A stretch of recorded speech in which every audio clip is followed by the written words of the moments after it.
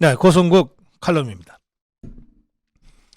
강한 집권당이 되려면 당내 소통은 말할 것도 없고 당정대 소통으로 가야 한다.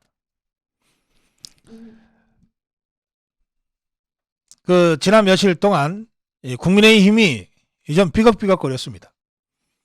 주호영이가 운영위원회에서 김은혜, 강성규 두 수석을 두 번씩이나 일으켜서 야단을 치고 그리고는 퇴장을 시켜버린 이 사건과 관련해서 국민의힘의 여러 중진 의원들 또 대표격으로 장제원이 나서서 주호영을 공격하고 막 이러기도 했습니다. 그런가 하면 또 안철수를 비롯해 유승민이야 국회의원 뺏지도 않다는 더 이상 언급도 안 하겠습니다만 국민의힘 안에서 자꾸 이상민 장관 사퇴를 주장하는 얘기들이 나오고 그러면서 좀 어수선했어요.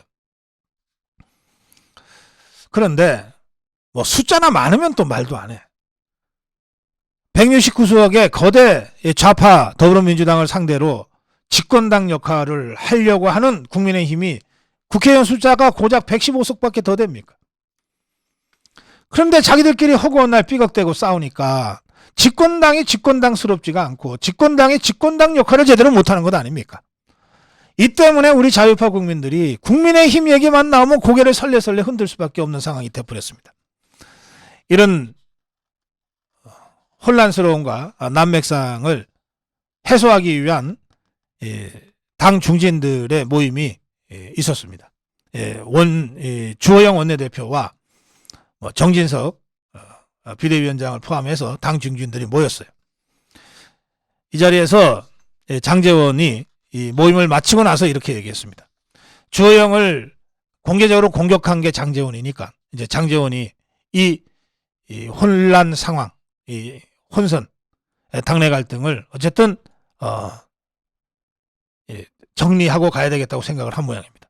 장제원의 얘기는 이렇습니다. 당내에서 강하게 대응해야 한다. 좌파들의 공격, 국정조사 요구라든지 이런 좌파들의 공격에 강하게 대응해야 한다는 기류가 표출이 돼야 원내대표가 당내에 이런 의견들이 있다는 것을 레버리지로 협상 지렛대로 이용을 해서 야당을 구스르기도 하고 압박도 하지 않겠느냐. 그런 차원에서 내가 얘기한 것이지 주호영 원내대표를 내가 미워서 한 것이 아니다. 장제원은 이제 그런 식으로 설명을 했습니다. 그러면서 지도부 정진석, 주호영과 중진 의원들은 민주당이 지금 추진하고 있는 국정조사는 반대한다는 입장을 분명히 했습니다. 민주당의 장외 서명전은 이재명 살리기를 위한 어거지 퍼포먼스에 불과하다.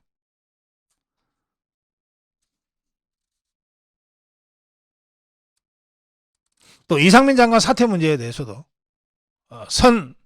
수습, 확실한 책임 소재 규명, 그 이후 인사라고 하는 윤석열 대통령의 원칙을 다시 한번 확인하고 지지하는 입장 정리를 했다고 합니다.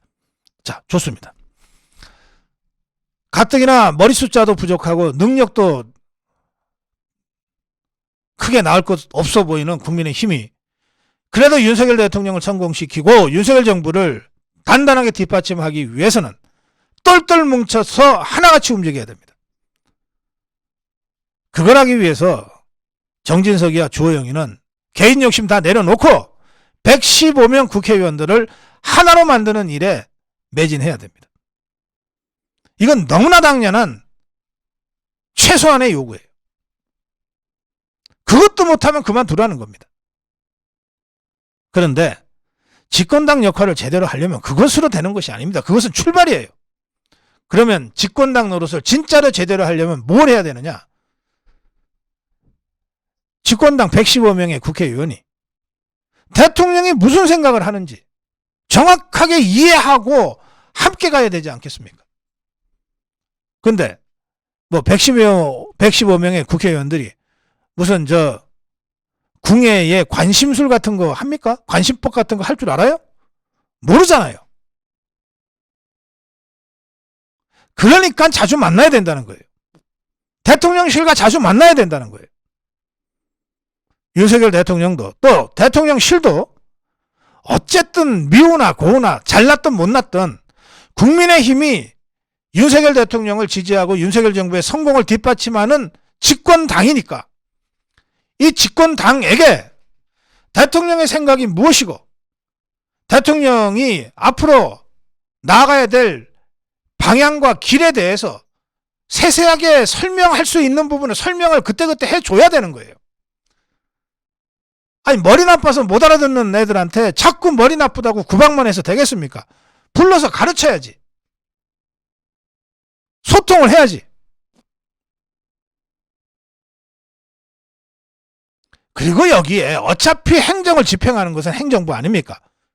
한도수 총리 이하 장관들, 이들이 또한 대통령의 생각이 무엇인지, 대통령이 정말로 핵심적으로 중요하게 생각하는 가치가 무엇인지 정확하게 이해하고 그것을 집행하는 행정부 입장에서는 좌파가 압도적 다수를 차지하고 있는 국회 때문에 이러이러한 어려움이 있다고 하는 것을 국민의힘한테 설명을 할 수 있어야 되잖아요.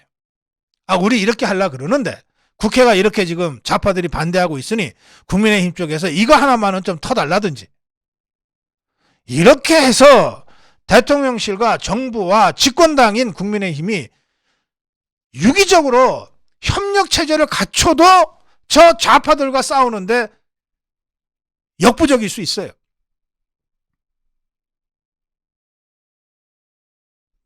대통령실과 정부와 집권당 정책협의뿐만 아니라 국정운영 전반에 대한 인식 공유를 하기 위한 시스템이 있습니다. 최고위 당정청 협의회, 고위 당정청 협의회, 또 상시적으로 열리는 국회 상임위 위원들과 해당 정부 부처 간의 각종 간담회, 이런 것들이 제도적으로 있어요. 역대 정부, 역대 집권당 다 그걸 해왔어요. 왜 그것조차 제대로 못합니까?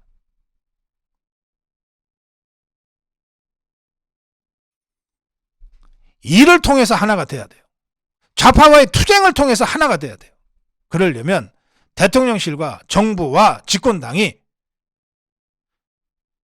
의회를 장악하고 있는 좌파와 강력하게 투쟁하면서 윤석열 대통령의 국정 철학을 정책적으로 구현하고 입법적으로 보좌하기 위해서 대통령실과 정부와 집권당의 유기적인 정책적, 정무적 의사소통들이 일상적으로 이루어져야 된다는 거예요. 이래야 집권당에도 피기 돌기가 되는 거예요. 이래야 집권당이 활성화되고 살아있게 되는 거예요. 그런 점에서 이번에 다소 어수선했던 국민의힘 내부의 혼선들을 정리하고 나선 국민의힘 지도부와 중진 의원들, 여기서 그치지 말고 대통령실과 정부와 좀 더 주도적이고 적극적으로 정무적 의사소통과 정책적 의사소통을 하기 위해서 적극적으로 나서라. 그래야 강한 집권당이 될 수 있다. 그래야 윤석열 대통령을 제대로 지지하고 보좌하는 그런 집권당이 될 수 있다. 이 점을 제가 오늘 다시 한번 대통령실, 정부 그리고 집권당의 핵심 인사들에게 강력하게 촉구합니다. 고성국 칼럼이었습니다.